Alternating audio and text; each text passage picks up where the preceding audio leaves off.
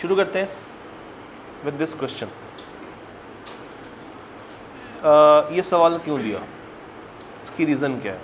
M दे दिया या किसी सोच के तहत दिया?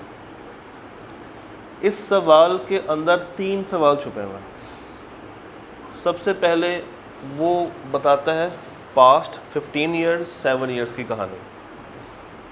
फिर वो बताता है कि CFO बड़ा खड़ूस आदमी है, एग्रेसिव है, शॉर्ट डेडलाइंस देता है। 2 सवाल। फिर वो आपको बताता है कि आपका एक टीम मेंबर था जो कि अब कहाँ पे चला गया है, क्लाइंट पे चला गया। अब अगर ऐसा सवाल हो जिसकी रिक्वायरमेंट सिंगल हो और सवाल के अंदर मुख्तलिफ सिनेरियोज क्रिएट हो रहे हो, इसको कैसे अटेम्प्ट करें? ऑप्शन नंबर 1, क्या हम इकट्ठा अटेम्प्ट कर लें? ऑप्शन नंबर 2, हम हर सिनेरियो को एक अलग क्वेश्चन के तौर पे ट्रीट करके हर एक को सेपरेट अटेम्प्ट करें। आप लोगों ने क्या किया? आप लोगों ने क्या किया? सेपरेट अटेम्प्ट किया। बेहतरीन, इसको सेपरेट ही अटेम्प्ट करना था। अच्छा, अब ऐसे में क्या होता है, बच्चे के जहन में एक सवाल आता है कि सर एक जगह पे अगर एक थ्रेड आ गया है, लेट से यहाँ पे मुझे 15 ईयर्स 7 ईयर्स को देख कर नज़र आ रहा है फैमिलियरिटी थ्रेड है, तो सर नीचे भी इस पॉइंट में फैमिलियरिटी थ्रेड आ रहा है, क्या मैं इसको 1 दफ़ा लिखूँ या इसको 2 दफ़ा लिखूँ? 2 दफ़ा लिखूँ। How many times? 2 टाइम्स। तो ये चीज़ घबराना नहीं है इस चीज़ को देख के कि यार एक ही सवाल में मैं एक ही थ्रेड को 2 दफ़ा लिख रहा हूँ। अगर उसकी नेचर ऐसी है कि आप उसको 2 दफ़ा लिख सकते हैं तो आपने उसको 2 दफ़ा ही लिखना है, अज्यूमिंग कि ये एक अलग सवाल है और ये एक एंटायरली अलग सवाल। तो 12 नंबर में अब बेसिकली 4 नंबर हो गए ना, 4 नंबर, 4 नंबर और 4 नंबर। और अब 4 का ब्रेकअप क्या है? Discuss the possible threats, discuss their significance and safeguards. तो शायद 1 नंबर का सेफगार्ड हो, 1 नंबर की सिग्निफिकेंस हो और 2 नंबर का थ्रेड को डिस्कस करना हो। स्टार्ट करते हैं। कहते हैं जी, Haris Awan has recently been appointed as a partner in HSBC। Recently वो क्या बन गया है? पार्टनर भाई बन गया। Haris has been assigned the audit of HL. HL has been the firm's client for the past 15 years. Haris has asked Babar Raza, manager responsible for the audit of HL for the last 7 years. ये 2 बातें ये show कर रही हैं कि there is a familiarity threat. क्यों? Why? Long relationship. There is a long relationship. Sir, Haris Awan has recently been appointed as the auditor या partner in HBC. Haris has been assigned the task of Hemlock. ये कहीं नहीं लिखा हुआ कि हारिस पहले Hemlock पे काम करता था। ये कहाँ लिखा हुआ? तो ऑडिट कर रहा है ना, इसमें सेल्फ रिव्यू कहाँ से आ जाएगा? सेल्फ रिव्यू ये है कि आपने क्लाइंट पे पहले काम किया हो और वो आप वापस आके रिव्यू कर रहे हो, अपना ही काम चेक कर रहे हो। तो यहाँ पे जो थ्रेड मुझे मिलता है वो कौन सा है? Familiarity threat. इतनी बात समझ आई?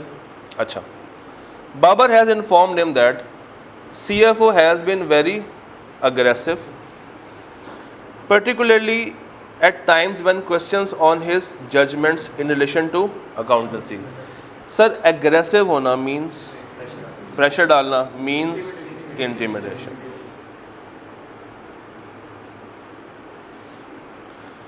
और वो देता है आपको काफ़ी ज़्यादा short deadlines, it means again intimidation. अच्छा, जितनी शॉर्ट डेडलाइन होगी क्या मैं उतना अच्छा एविडेंस हासिल कर पाऊँगा? नहीं, उतना ही ख़राब एविडेंस हासिल कर पाऊँगा। इट मीन्स कि शॉर्ट डेडलाइन के साथ I would not be able to obtain sufficient appropriate audit evidence. One of the previous audit team member has recently joined as manager finance and has ensured us, उसने team को कहा है कि आप tension नहीं लेनी, ऑडिट को हम टाइमली पूरा करेंगे। पहले हमारे पास था, आप कहाँ पे? क्लाइंट पे जा चुका है। It means there is again what? Familiarity threat. और वो किस पोजीशन पे गया? किस पोजीशन पे गया है? मैनेजर फाइनेंस, और मैनेजर फाइनेंस का एक और नाम भी होता है CFO। तो ये एक ऐसी पोजीशन है जो कि टीम मेंबर्स के ऊपर क्या डाल सकती है, मज़ीद इंटिमिडेशन डाल सकती है। कहाँ गया? क्या डाल सकती है? मज़ीद इंटिमिडेशन थ्रेट डाल सकती है। बात समझ आई? तो 4 मेरे पास थ्रेट्स बन रहे हैं। कौन कौन से? इंटिमिडेशन, फेमिलियरिटी और इंटिमिडेशन। अब ऐसे में ICAP की किताब ने यहाँ पे एक और थ्रेट भी लिखा हुआ है, सेल्फ इंटरेस्ट थ्रेट।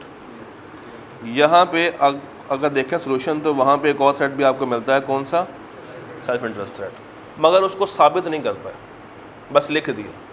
उसकी रीज़न मैं आपको बताता हूँ। रीज़न ये है कि जब आप इतने टाइम से एक क्लाइंट को लेके चल रहे हैं तो आपको पैसा तो आ रहा है ना वहाँ से, तो आपका एक फाइनेंशियल इंटरेस्ट तो साथ अटैच्ड है। तो अगेन अलग सवाल और अलग सवाल। अब अगर मैं इसके सोल्यूशन पे आऊँ तो देखें उसने भी ऐसे किया, थ्रेट, डिस्कशन या इवैल्यूएशन और सेफगार्ड। फिर ये अलग है, थ्रेट, डिस्कशन और इसके नीचे उसके सेफगार्ड। फिर तीसरी बात डिस्कशन और उसके नीचे उसके सेफगार्ड। पढ़ते हैं ज़रा। कहते हैं familiarity and self interest threat may arise. Again क्या वर्ड है? May arise because of using Babar on the audit of HL for a long.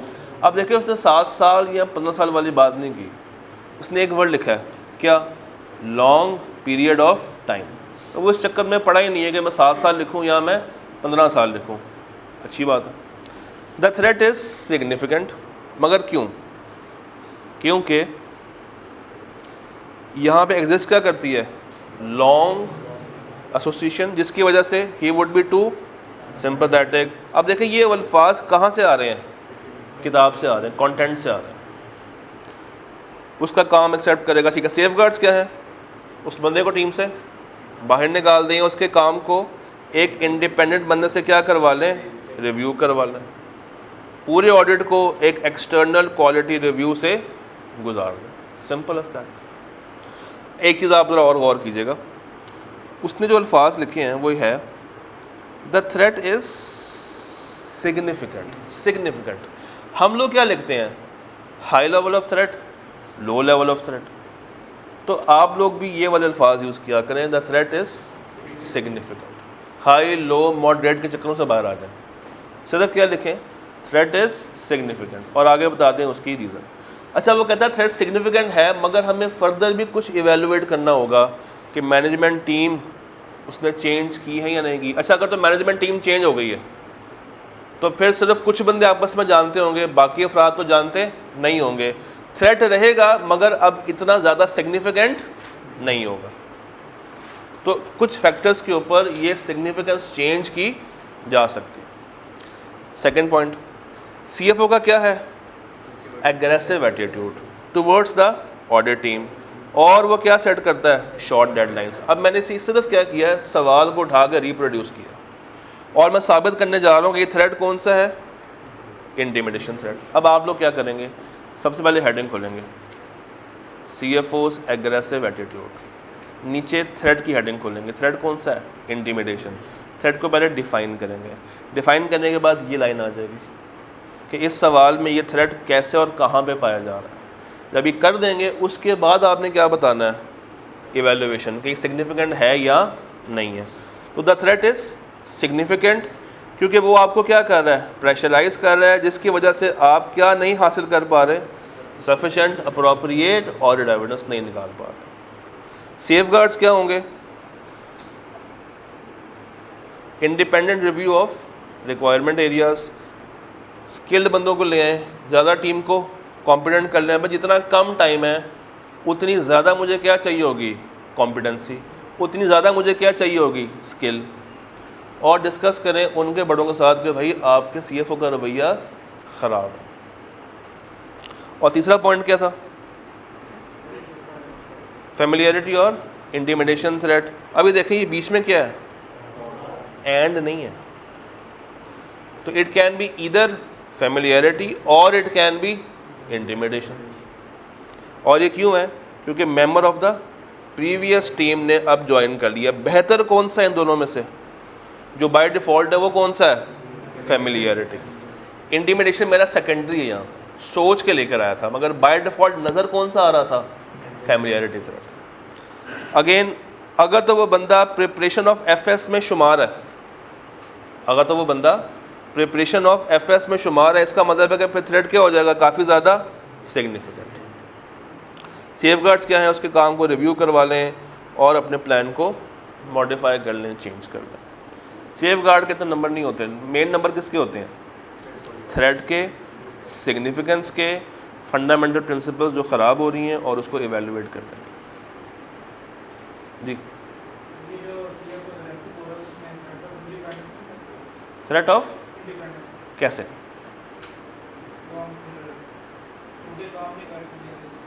हम खुल के काम नहीं कर सकेंगे, हमारी ऑब्जेक्टिविटी कॉम्प्रोमाइज़ हो रही होगी। तो देखें यहाँ पे थ्रेड कौन सा आ रहा है? फेमिलियरिटी और इंटिमिडेशन, जिसकी वजह से, हाँ, अगर वो मुझसे पूछता ना कि बताएं कौन सा फंडामेंटल प्रिंसिपल ख़राब हो रहा है, तब मैं उसको बताता कि ये प्रिंसिपल्स ख़राब हो रहे हैं जिसकी वजह से there is a threat to independence. But अगर वो नॉर्मल थ्रेड्स पूछ रहा है तो उसमें आपने वही 5 बताना है। थ्रेट टू इंडिपेंडेंस कब आता है? जब फंडामेंटल प्रिंसिपल्स भी उसने साथ पूछे। डन? चलो ज़रा इसको पढ़ते हैं, एग्जामिनर कमेंट्स को। Examiners did not discuss the significance. ले जी, एग्जामिनर आपका रो रहा है, कहता है जी मेरे पास बच्चे आते हैं, पेपर सॉल्व करते हैं, जो मांगता हूँ वो अटैम्प्ट नहीं करते। In case of threats regarding aggressive attitude, examiners were only able to mention one safeguard, that is discussing with the दोस्त चार्ज विद गवर्नेंस। वो कहता है कि बच्चों ने नॉर्मली सिर्फ ये वाला सेफगार्ड लिखा है, ऊपर 2 की बात नहीं की। और ऊपर 2 की बात किस एंगल से हो रही है? वैसे जो टाइम लिमिट है, देखो उसमें भी दो केस है ना। एक तो सीएफओ का एटीट्यूड क्या है? एग्रेसिव। दूसरा केस क्या था? शॉर्ट डेडलाइंस देना। तो शॉर्ट डेडलाइंस में अगर मुझे काम करना है, इट मीन्स मुझे अपनी टीम की स्किल, टीम का एक्सपीरियंस बढ़ाना पड़ेगा, तभी मैं कम टाइम में अच्छा एविडेंस हासिल कर पाऊँगा। और नीचे वो कहता है regarding the fact that one of the previous team member has recently joined as manager finance, examiners perceived as manager finance joined the audit team and consequently produced irrelevant answer. क्या मतलब? उलट कर गए। उनको लगा कि एक बंदा क्लाइंट से कहाँ पे जा रहा है? फर्म में जा रहा है। हो क्या रहा था? फर्म से बंदा क्लाइंट को मूव कर रहा था। इसकी वजह से उनका जो जवाब है वो टोटली क्या हो गया? गलत हो। चल एक और सवाल मैं आपको देता हूँ, फिर उसको देखते हैं। लें जी, please solve Khurshid Jamal. Again you have 10 minutes to solve. इसके बारे में करें ज़रा काम। ये ऊपर खुर्शीद भाई के पास पहले पढ़ें, पॉइंटर्स बनाएं, फिर लिखें, फिर मुझे बताइए आपका क्या जवाब बनता है, और इस जवाब को हम वो स्क्रीन पर देखेंगे। तो सैम्पल बेसिस पे मुझे 3 बच्चे चाहिए, वो मैं खुद ही निकाल लूँगा कौन से हैं। इसको सॉल्व करें।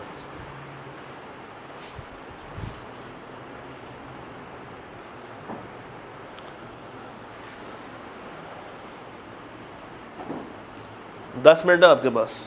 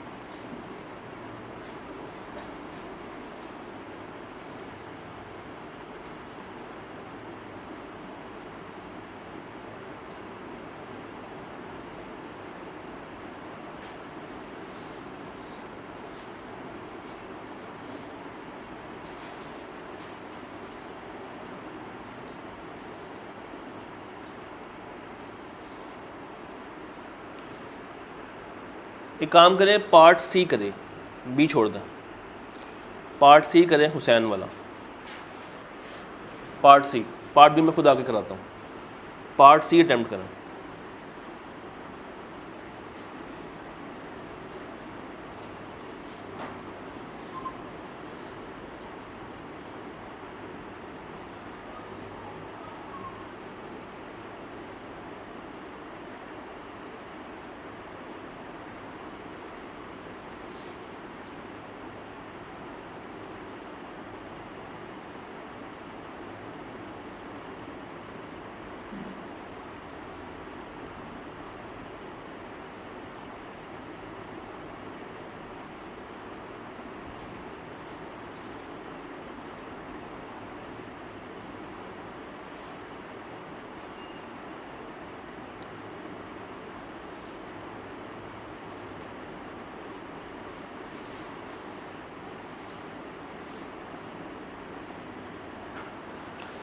पार्ट सी करें जल्दी से।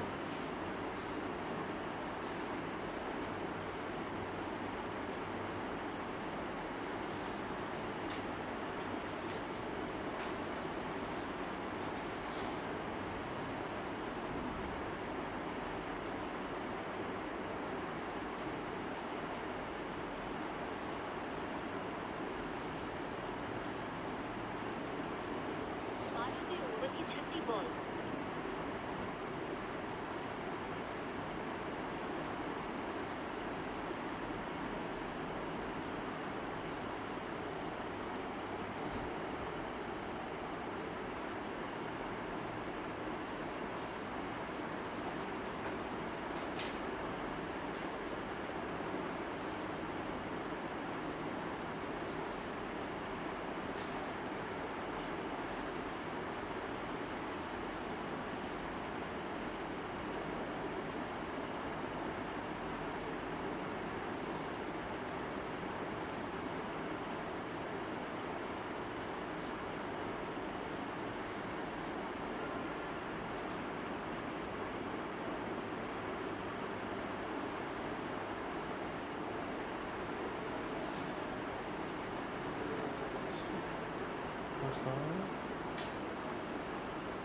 क्या हुआ?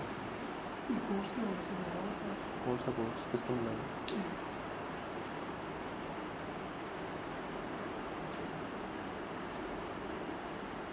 किसने बुला लिया?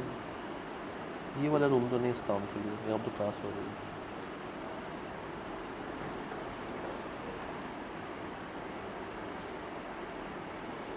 हाँ जी, हो रहा सवाल सॉल्व? करें करें, शाबाश। और करने के बाद अगर आप में से किसी का दिल हो तो तस्वीर खींच दीजिएगा, मैं फिर स्क्रीन पे शो कर दूँगा।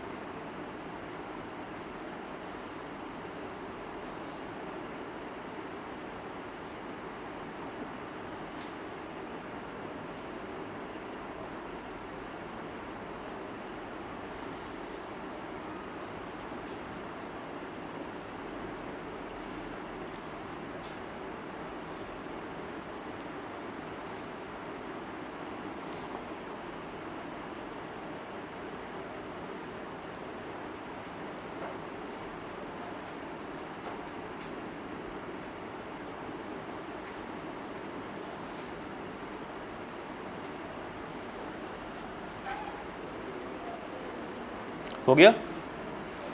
चलो फिर पानी भेज दे जी। No signal. इस सवाल में ऐसा क्या ख़ास बात है? कहता है Hussain Tarar is the audit partner responsible for the audit of Petra travels.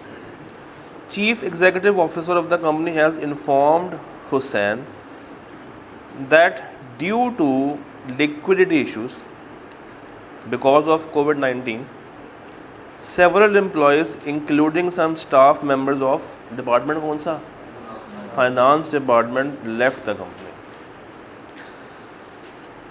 CEO has therefore requested Hussain to provide 2 staff members के आएँ और आके कुछ टाइम के लिए फाइनेंस डिपार्टमेंट। ये क्या वर्ड लिखा हुआ? ये रन का मतलब क्या होता है? चलाएं। एंड चलाना डज नॉट ओनली मीन कि FS प्रिपेयर करें। चलाना means to take to take up the managerial. अब अगर आप में से किसी ने एडवोकेसी थ्रेट नहीं लिखा, वो हाथ खड़ा करें।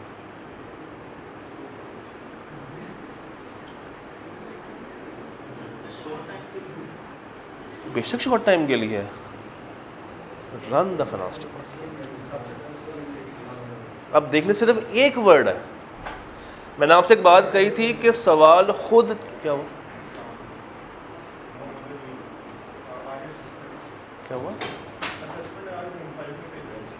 आप गलत रूम में आए। मेरा है ही रूम 5 है, मगर यहाँ पे क्लास कोई और हो रही है। नेफ्टेक की आप क्लास के लिए आए ना? किस चीज़ की असेसमेंट? ये नेफ्टेक का रूम नहीं है।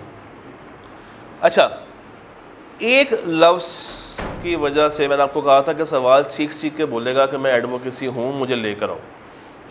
अगर यहाँ लिखा होता ना for some time to prepare the financial statements या to work along with CFO, तो एडवोकेसी ना होता। मगर लफ्ज़ कौन सा यूज़ कर गया? To run the finance. तो अब मुझे बताइए थ्रेड्स कौन कौन से? सेल्फ रिव्यू, फैमिलियरिटी और आ तो गया ना, काम कर रहा है ना। डिपार्टमेंट कौन सा है? फाइनेंस। आप मेरे से कितना टाइम पढ़ के जाओगे? 3 माह, 2 माह, 2.5 माह? क्या मैं अब आपकी लाइफ का पार्ट बन चुका हूँ? बन गए हो ना? वो आप मानते हो नहीं मानते हो एक बात की बात है, बट कभी ना कभी तो याद करोगे। पेपर जब पास कर लोगे, दुआएं दोगे, तो एक सिंपैथेटिक बिहेवियर भी लेकर आओगे। तो बेशक एक दिन क्यों ना हो, अगर टीम मेंबर आके काम कर रहे हैं, इट वुड डेवलप फैमिलियरिटी। हाँ, अगर ऑडिट फर्म 3 साल से ज़्यादा कंसेक्यूटिव काम कर रही है, it would then also develop familiarity. तो 3 थ्रेड्स हैं जी। क्या आ सकता है कि वो चूँकि उनके साथ काम कर रहे हैं, दोस्ती यारी हो गई थी, तो yes they will be quite emotional और सिंपैथेटिक। नहीं, नज़र नहीं आ रहा, देख लेते हैं।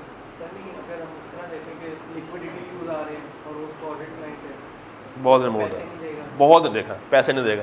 सवाल में कहीं लिखा हुआ था कि पैसों की बात है। लिक्विडेशन इश्यूज की वजह से उसने कहा कि मुझे बंदे भेज दें। उसने ये नहीं कहा कि मेरे पास पैसे ख़त्म हुए हुए हैं, मेरी गोइंग कंसर्न डाउट पे है, तो मैं कुछ नहीं कर पा रहा हूँ आपके लिए। अब देखें, देयर इज़ अ सवाल वही है ना? नहीं, ऑटोमेकिस है, ऑटोमेकिस। Please listen and listen very carefully. Please please please focus focus focus भाइयों, फोकस। थ्रेड पहला कौन सा है? दूसरा कौन सा है? तीसरा कौन सा है? ये पर्पस था कि पहले आप खुद सॉल्व करें, आप गलत करेंगे, फिर आपको बताऊंगा, आपको याद रहेगा। अदरवाइज़ मैं सिर्फ एक्सप्लेन कर जाता तो आप भूल जाते। हाथ से किया हुआ गलत हमेशा एग्ज़ाम में बैठ के याद आएगा कि मैं कर क्या रहा हूँ, मैं सही भी कर रहा हूँ या मैं गलत कर रहा हूँ। बेशक टाइम लगता है, मतलब मैं इतने टाइम में शायद 3 सवाल आपको दिखा देता, मगर उसका फ़ायदा ना होता जो अब आपको हुआ। और नीचे उसके क्या आ गए हैं सेफ गार्ड्स, ज़रा पढ़ लें। An advocacy threat would also be created, यानी कि सेकेंडरी है, as the firm employees might promote the position adopted by them, और उनसे क्या इम्पेयर हो जाएगी बेचारों की ऑब्जेक्टिविटी। और जब ऑब्जेक्टिविटी ही इम्पेयर होगी तो भाई साहब कहाँ गए वो थ्रेट ऑफ इंडिपेंडेंस आ गया। अच्छा जी, आपके पास किताब तो होगी, चैप्टर 2 ज़रा ओपन करते हैं। आपके पास डिफरेंट किताबें होंगी इस वक्त, ऐसे ही है ना? किताबों के भी यहाँ पे 3-4 एडिशन चल रहे होंगे। चले मैं आता हूँ, अभी बुक्स को छोड़ दें, ज़रा इस सवाल को गौर से देखें, बस गौर से देखना है और सोचना है कि इसमें क्या आ सकता है।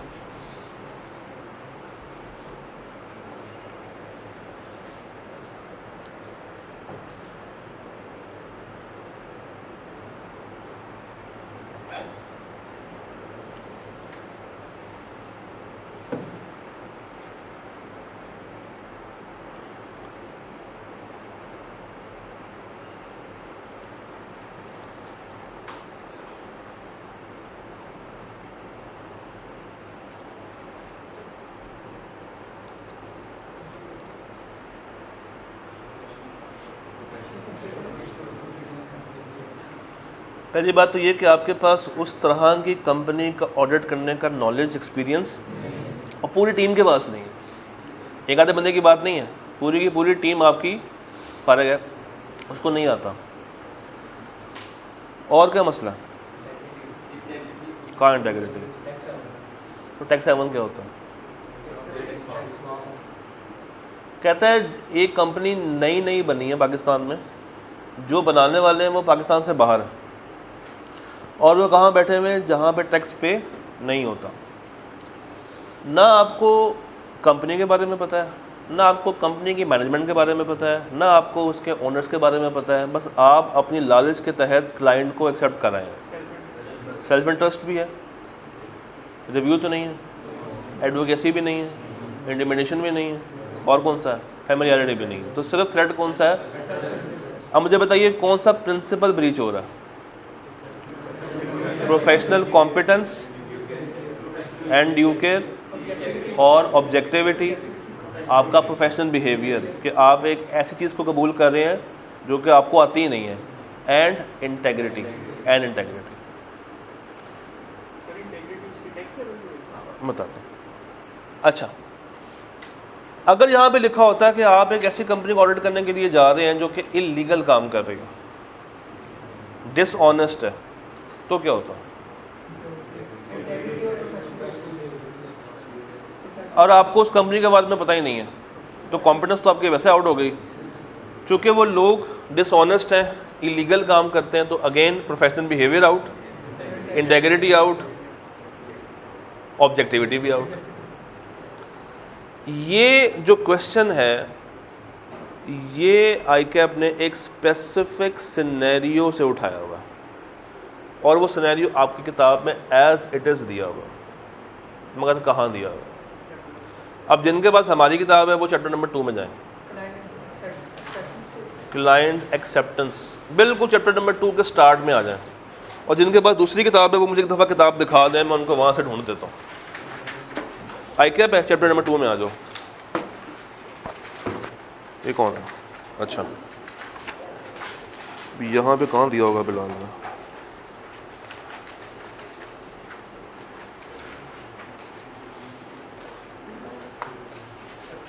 इसमें कोड कहाँ पे है? ये 125।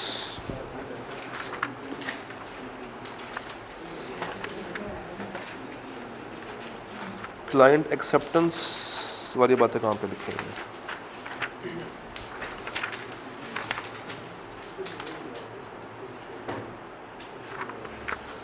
चलिए मैंने किताब से आपको दिखाता हूँ सामने से। हाँ, इसमें क्या पेज नंबर कौन सा,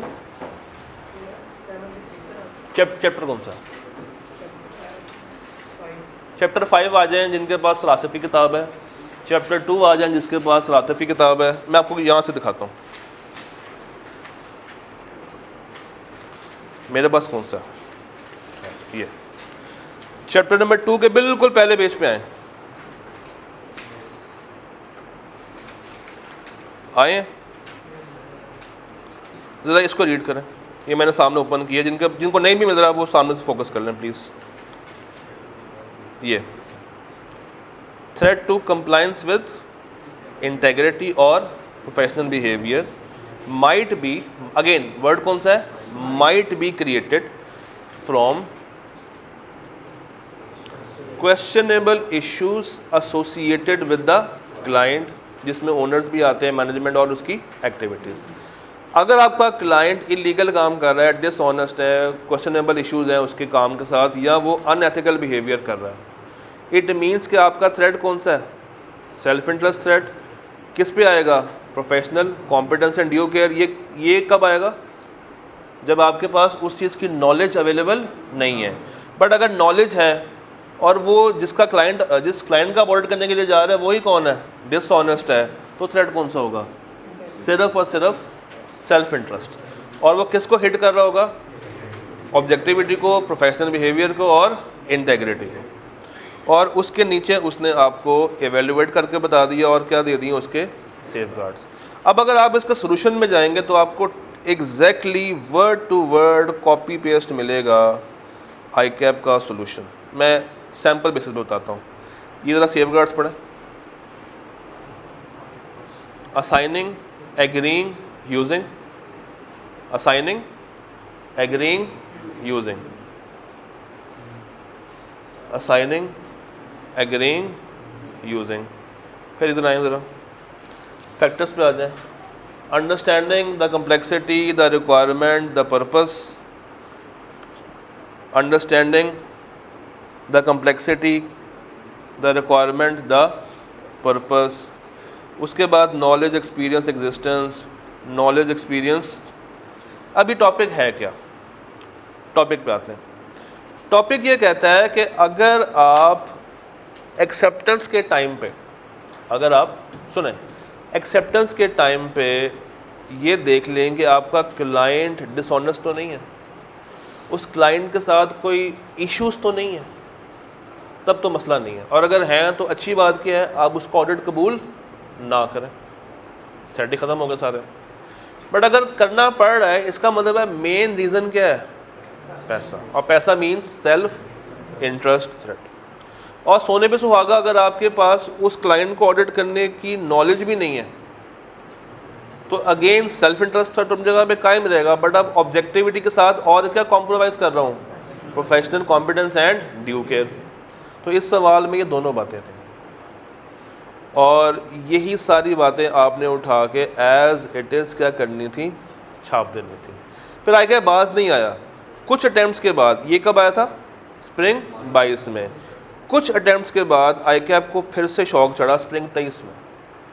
ये सवाल पढ़े,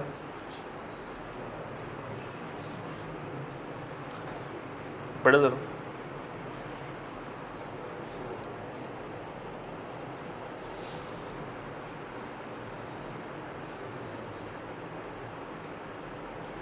पूरी फर्म में 2 लोगों के पास नॉलेज है, एक है दो हैं भाई, एक पार्टनर भी तो है, तो 2 लोगों के पास नॉलेज है।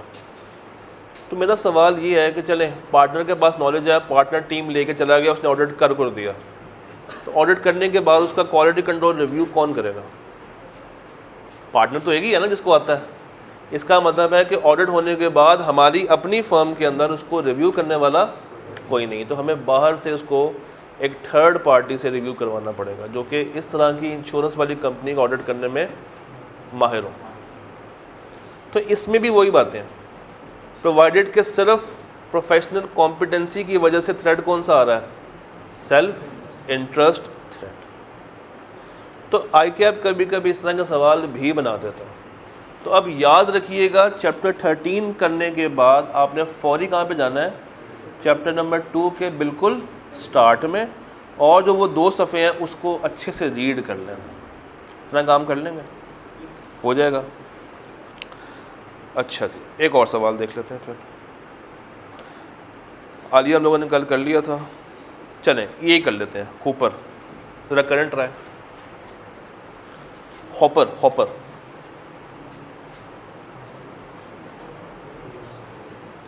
स्ट्रिक्ट डेडलाइन है। अगेन कुछ बातें रिपीट भी होंगी। Strict deadline means intimidation threat.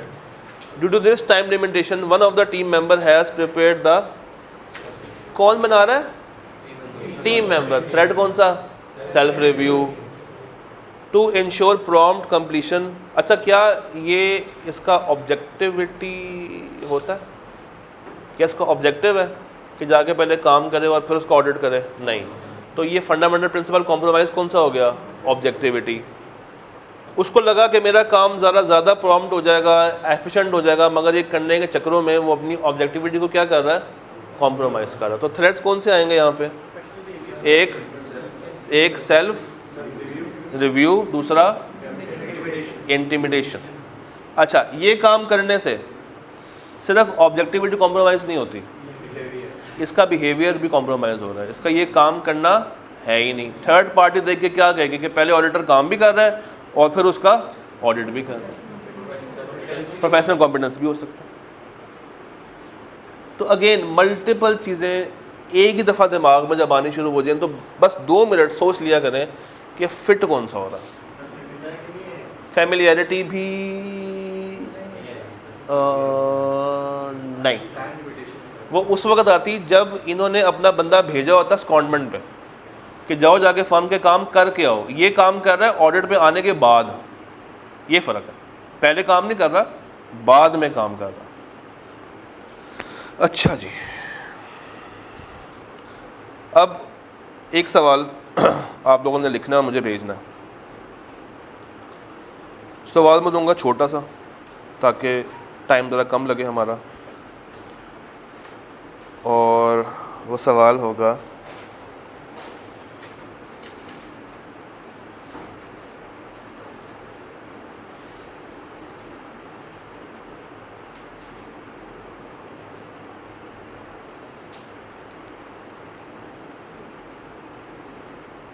नहीं, ये नहीं।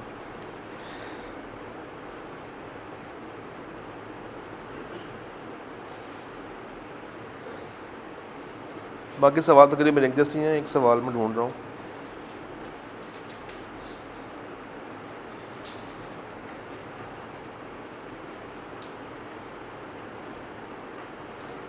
चलो ये करें ज़रा, दिस वन, एक्जिम। प्लीज़ इसको ट्राई करें। एक्जिम 5 नंबर है आपके पास, पूरे 5 मिनट है, ज़्यादा टाइम नहीं है। You have only 5 minutes, you have only 5 minutes to solve this.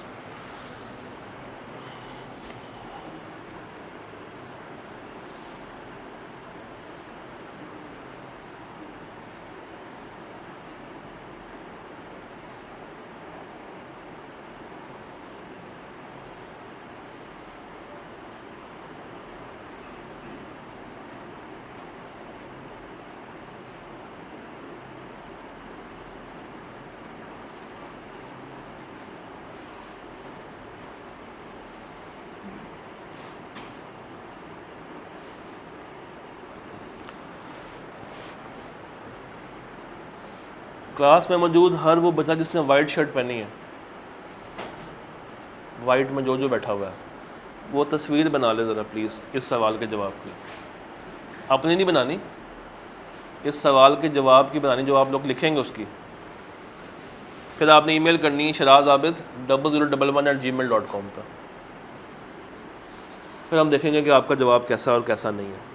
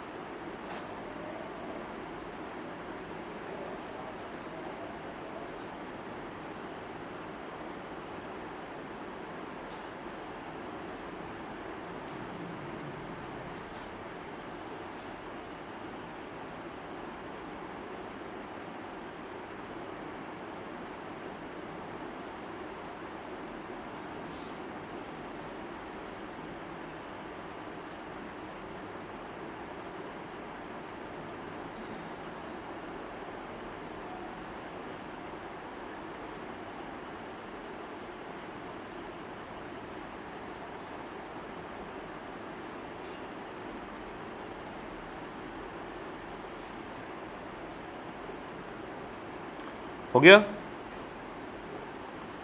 हो गया?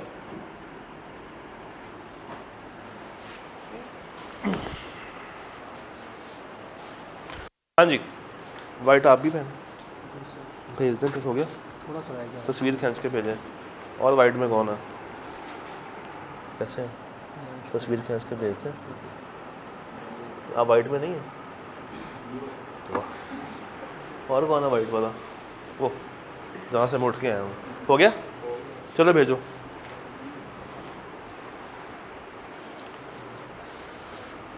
कल मैं कहूँगा ग्रे वाले बच्चे। क्या हुआ?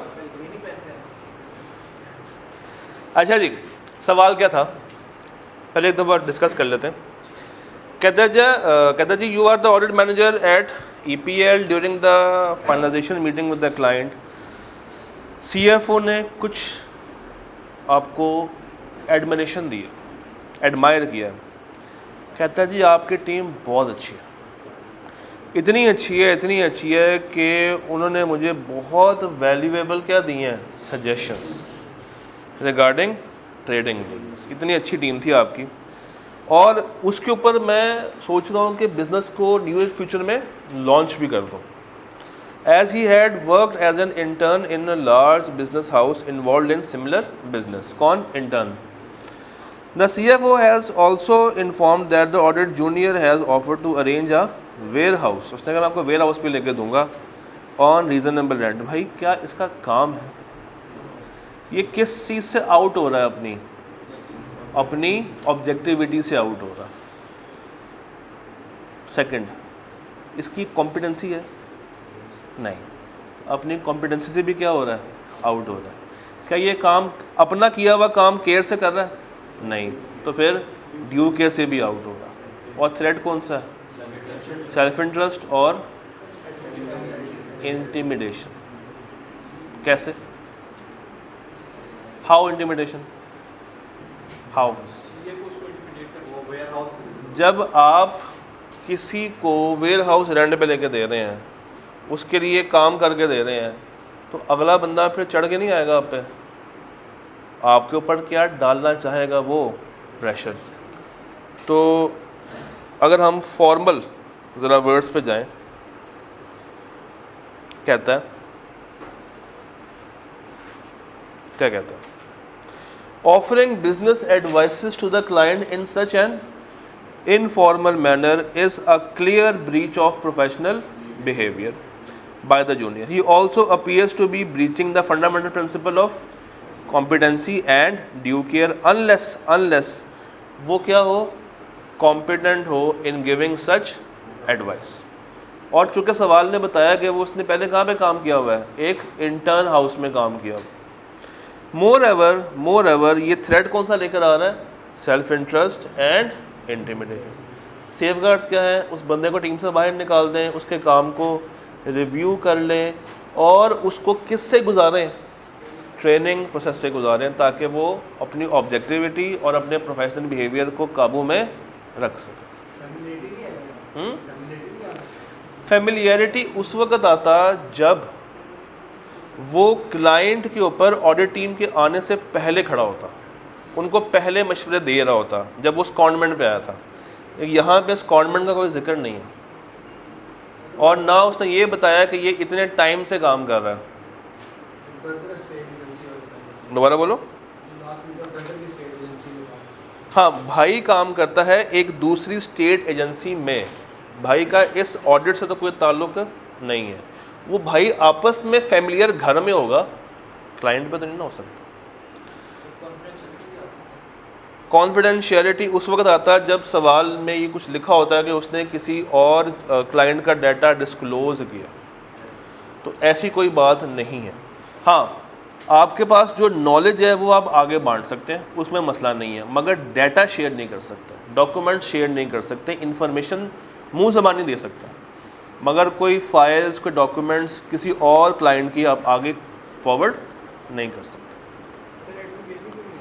नहीं, क्योंकि उसने उसके बिहाफ पे कोई फ़ैसला लिया नहीं है, मशवरा दिया। प्रमोट क्लाइंट वो सिर्फ शेयर्स के लिए, और किसी चीज़ के लिए नहीं। अच्छा जी, यहाँ तक ओके जी।